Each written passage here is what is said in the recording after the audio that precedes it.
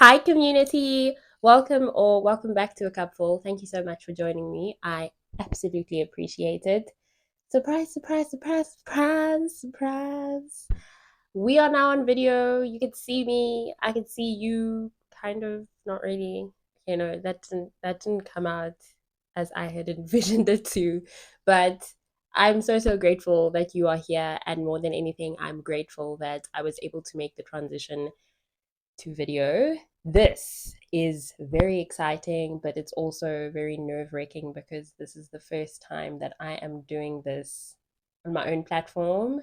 I have been on video on other platforms before, I've been on camera before, but oh, I'm really trying so hard to not be in my head about this episode, but I am. So, what I'm going to commit to is to put one foot in front of the other and try and articulate myself as best as I can without tripping over my words, without sweating. At least it's not an extremely hot day today. So, hopefully, I won't be sweating, but yeah, if you see me stumbling or I look like I'm blinking too much, that is because I'm still trying to get used to. I still have to get used to being on video. We all know I've been doing audio all this time, but I'm excited nonetheless. And if you are watching this, thank you for being here. Thank you so much for the support. Whether it is your first time coming across this podcast, whether you are a loyal listener, whether you are a frequent listener, I am very appreciative of your presence and your continued support. So, today we are doing a replay, rewind, update sort of a thing. I wanted to talk about or give you an update on my sobriety journey. It has officially been a year. A year ago, I decided that I'm done with alcohol, but not for a certain period of time. For me, it was I'm done for good. And this was coming off of the back of my body's just rejecting alcohol. I am moving into a different place in my life at the time. I was transitioning into a different place in my life. So I just was not seeing alcohol anywhere, fitting in anywhere. And I said to myself, I can feel that it's time to let go. But it was also off of the back of having had a very unhealthy relationship with alcohol. And I just felt like it was now time to stop using it as a crutch also and to just learn to deal with life with a sober mind, go through my emotions with a sober mind. And so I said to myself, I'm done. And today I just wanted to give you an update because I recorded a very lengthy episode last year and I posted it. Was it around this time? I didn't even check before I recorded this episode if that episode was recorded early this year, late last year. But I'm almost certain it was late last year. I think it was late last year. I spoke at length about the reason why I decided to quit alcohol. And I also spoke at length to what led me to the point of developing a very unhealthy relationship with alcohol. I wasn't an alcoholic, but I did have a problem in that it had become my crutch. When I wanted to celebrate something, I couldn't just celebrate without a drink. I needed to pour a glass of something. When I was feeling sad or overwhelmed or unhappy, I needed alcohol to soothe my sorrows. So yeah, it developed into a serious problem. At some point or another, when I would drink to get drunk and not drink to enjoy a drink and just be done with it, have a glass or two and be done with it. I would intentionally drink to get drunk, and getting drunk meant, especially in the moments where I was feeling very sad or overwhelmed, it meant that for that time that I'm drunk, I don't have to sit with my thoughts. I don't have to think about anything. But over the past year, since letting go of alcohol, learning how to cope on my own, learning how to cope using healthier coping mechanisms, I have come to a place where I'm good. I'm good and I'm happy and I'm able to function without alcohol, and I will never ever be drinking again. And that's just a personal choice that I've made, that I made at the beginning, and that I am planning on and intending to stick to. So, yeah, I just wanted to share some of the lessons that I have learned along the way, some of the biggest takeaways. There's been quite a few big takeaways, but more than anything, I have come to a place where I understand myself a lot better. I let myself feel. I kind of feel like, in comparison to 2, 3 years ago, I have really become the queen. Comparing that version of me to this version of me, this version of me is the queen of feeling her feelings and not allowing the things I'm going through, not allowing my emotions to control me. I am now in charge. I am no longer being controlled by anger or sadness or even excitement, because when I was excited before, I'd need to drink alcohol, I'd want to drink alcohol, but I'm in charge now. I decide what happens when we are happy, what happens when we're experiencing excitement. So I'm very, very happy that I have such a strong command over my life, and I have become a lot more disciplined, a lot more obedient. I keep the promises that I have made to myself. And this has all come from letting go of this one thing that I was using to cope. And I'm so happy about that. So yeah, that's really what I wanted to share in today's episode. I'm just gonna go lesson by lesson in no particular order.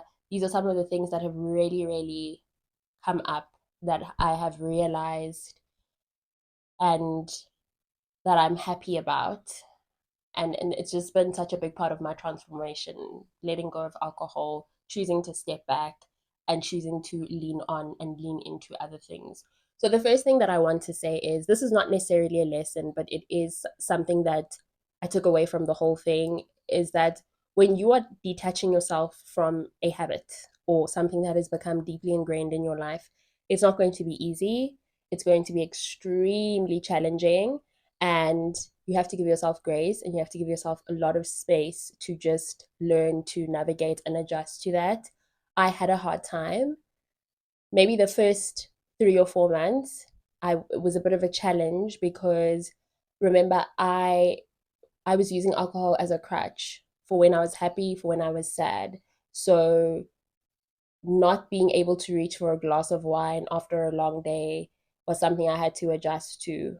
Not, let me not say not being able to, but actively choosing not to was something that I really had to to adjust to. And it also taught me a lot about being disciplined and keeping the promises that I make to myself, which I will get to. But it wasn't easy, and we all go through detaching ourselves from things very differently. Some people might find it easy to do or not so challenging. Other people might find it as something that is a little bit more difficult. And even though I was towards the end, when I decided that I was going to stop consuming alcohol, it wasn't necessarily that I was drinking multiple bottles of whatever in the week. It was that it had become a part of my everyday routine, my most of the days routine. So having to just stop with that was an adjustment that I had to make, but I did it nonetheless. And I just want to remind you that if you are on your own personal journey of sobriety, or you're thinking about it, just remember to give yourself grace, that at the beginning especially, it's going to be very, very, very challenging, and that is okay. That is okay. It's something that you are eventually going to adjust to, and you're going to overcome that constant desire to drink alcohol. So the second lesson, the second takeaway here was, sobriety became more about not just saying no to alcohol, sobriety became so much more than just saying no to alcohol. It became saying no to the things that were not good for me, to behaviors that I had adapted to, or that I had ended up acting out, and they were not good for me. So saying no to alcohol was also saying no for me to no boundaries with myself, no boundaries with other people. I needed to stop with that. It was also saying no to being ill disciplined and not taking care of my health and not taking care of my body and not taking care of my mind and my heart and my soul, my emotional well being, my mental well being. It became about saying no to so much more. And it really, really showed itself as I continued with the journey and as I continued to actively say to myself, you know what? This is actually not good for you. This is not something that's healthy for you. You need to look into this and understand what is going on here. And so when I read the book, What Happened to You, by Dr. Bruce Perry, I'm going to link that below. I have linked it in a previous episode, but I'm going to link it below. When I read What Happened to You, I understood that it's very important to ask ourselves, even when we are just making some realizations, what happened to you for you to get to a point where you are making these kinds of decisions, where you are behaving in this kind of way? I just started to ask myself that. And that gave me the opportunity to dig a lot more deeper. And so saying no started becoming very easy. I was not just saying no to alcohol anymore. I was saying no to things that were setting me back, that were making me unhappy, that were reinforcing certain patterns and habits that were not good for me at all. So that's another really big thing that has come out of learning to live without alcohol. The third thing for me was 100% reconnecting with myself. There was so much about myself over the years that just got lost. It just disappeared. Some of it disappeared or got lost because of a lot of the things that I went through that weren't so nice, that were traumatic. And so I ended up adjusting and becoming who people would like, who people would need, and not myself, and not who I would need and who I would like. So I really have found so many good ways to reconnect with myself emotionally, mentally, spiritually. My relationship with myself has become a top priority. I am no longer just living life for the purpose of living life. Me being happy, me being content is extremely important. And the ways in which I have reconnected with myself has been in the small ways and in the big ways. I used to really like reading books, and I'm doing that again. I've read so many books, both fiction and nonfiction. I have really had a good time in 2024 reading and reconnecting with that part of myself. I am somebody who absolutely has started enjoying my own company. Before, if I was alone, I would need to have a drink with me. But now I am happy to just be alone, watch a series, be alone in the quiet, be alone listening to music, be alone out shopping, solo dates. Most importantly, I have learned how to deal with my feelings in much healthier ways. I have learned to cope in much healthier ways. I am no longer leaning on alcohol. When I am happy, I can sit with myself and be happy without needing anything to enhance that feeling or to support that feeling.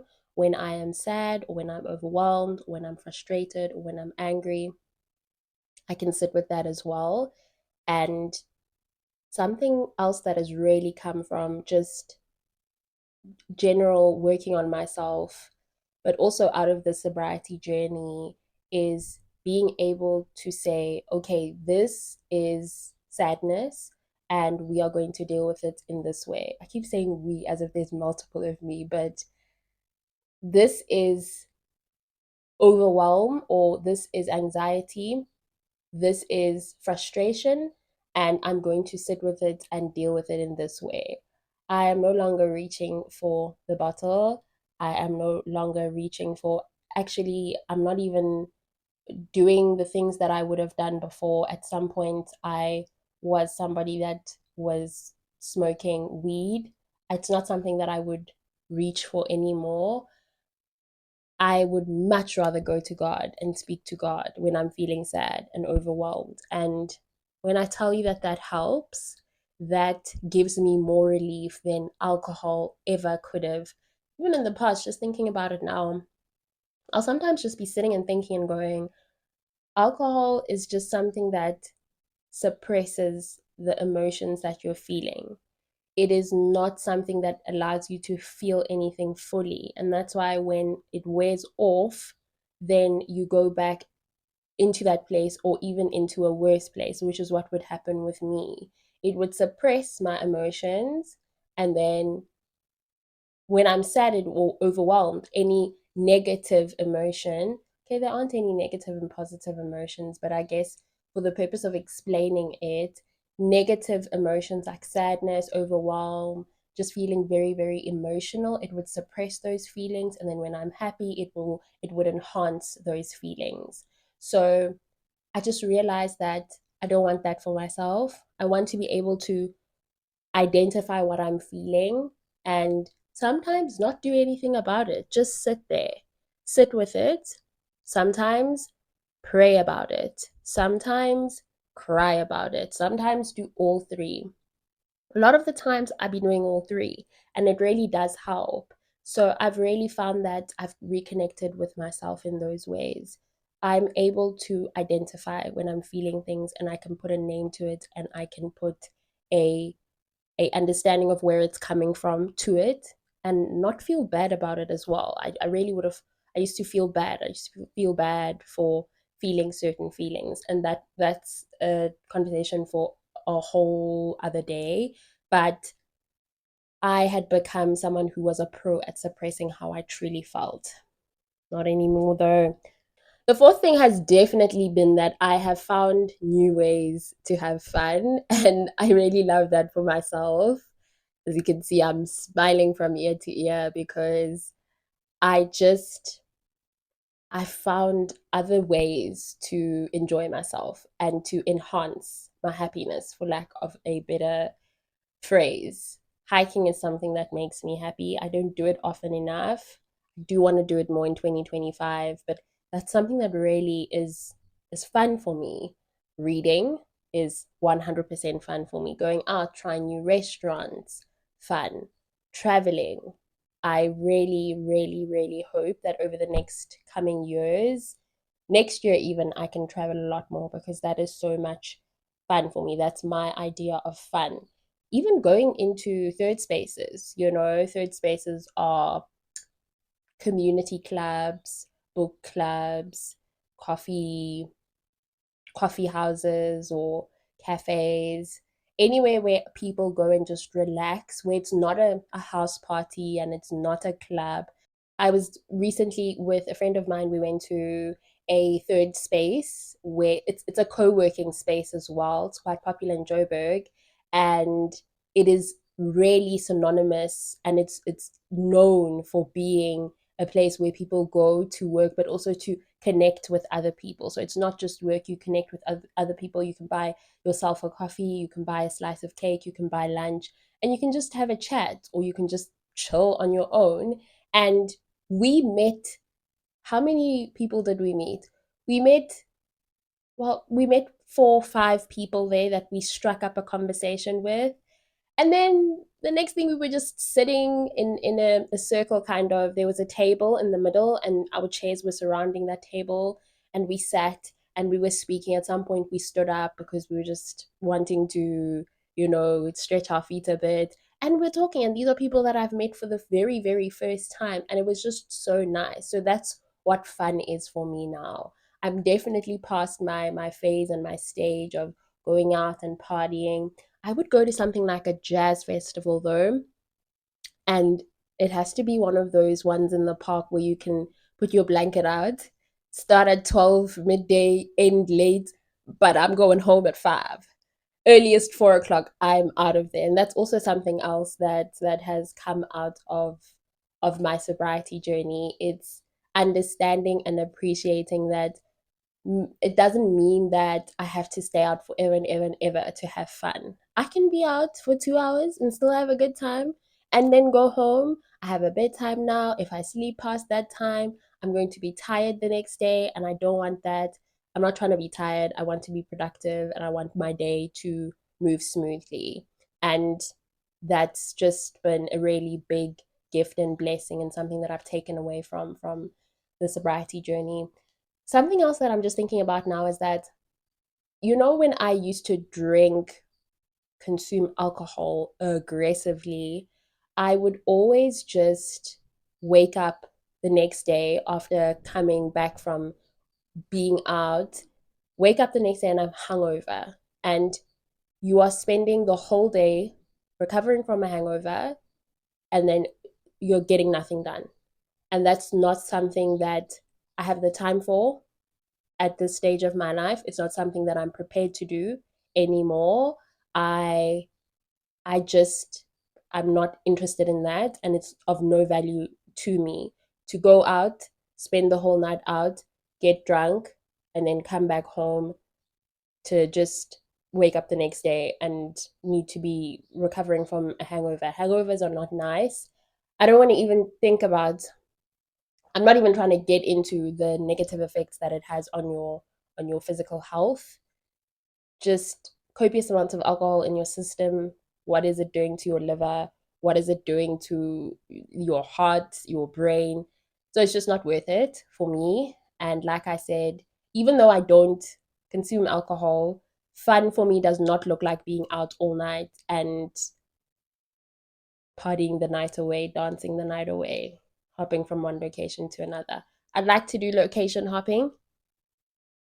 We're hopping from one restaurant to the other in broad daylight. And then at a certain time, I'm trying to go home because I have a bedtime. I'm going to be so cranky if I don't sleep on time, and I'm not going to get enough done the next day. And I'm very happy with that. I'm very, very content about that. And I wish that it is something that I started doing earlier on in my 20s, but I'm also very happy that I have caught up now.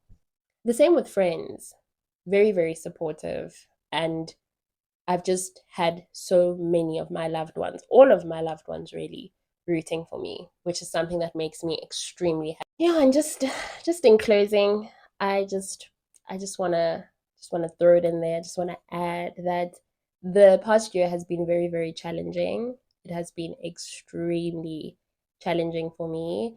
I started off by saying this is something that I want to do and I'm committed to it. And along the way, it felt like I was just not going to be able to achieve what I was hoping to achieve. It felt like, what am I doing? Why am I doing it? But it has been so rewarding.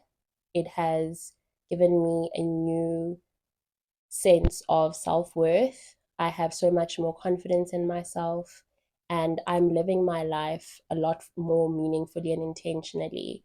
And it's also shown me that to have fun and to have a fulfilling life, I don't need to rely on substances.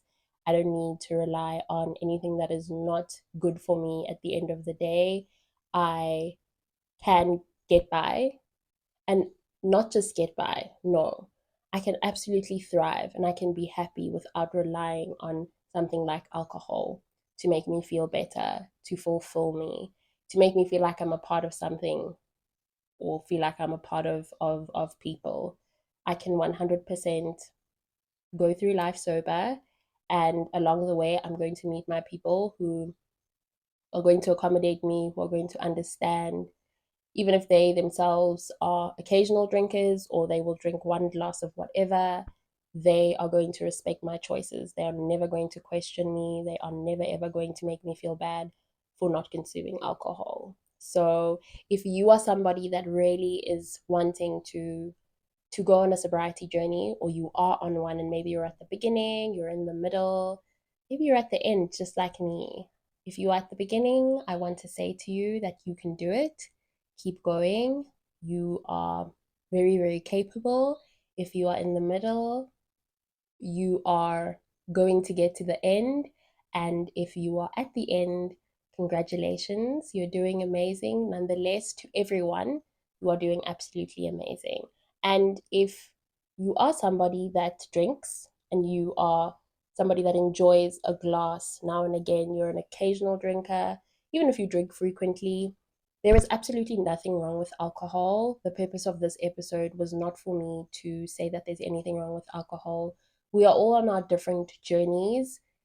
You can use something, you can consume something responsibly without overdoing it in a manner that is healthy and that doesn't put your life or anyone else's life in harm's way. And if that's what you're doing, then that's great. Like I said, we are all in completely different places. And if you are consuming alcohol and you are not harming anyone and you are, you're doing it responsibly, then I'm proud of you. You are doing amazing. But if it's something that you're picking up that is becoming a bit of a problem, then it would be good to sit down with yourself and just kind of figure out what's happening. How did you get to that point? And what do you want to do about the situation?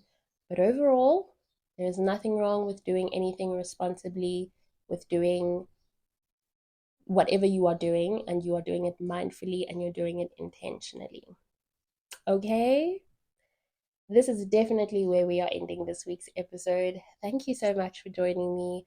I don't know if you could tell or not, but I was very nervous. And I was so nervous, but I'm very proud of myself for starting. I'm starting with what I have, I'm starting where I am. I hope to eventually turn this space into what I have envisioned as my podcast space. And I really, really hope to get more comfortable. I will get more comfortable. Not I hope, I will get more comfortable in front of the camera.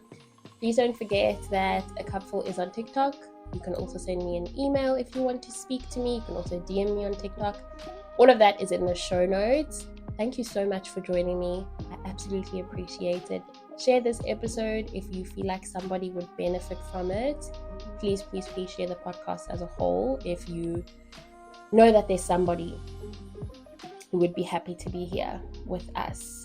Have a lovely remainder of this week. Work when you need to, rest when you need to. Be good to yourself and others, please. That's very, very, very important. Live your life intentionally and make sure that you are doing things that truly, truly fulfill you. And most importantly, don't forget to keep doing the things that fill your cup.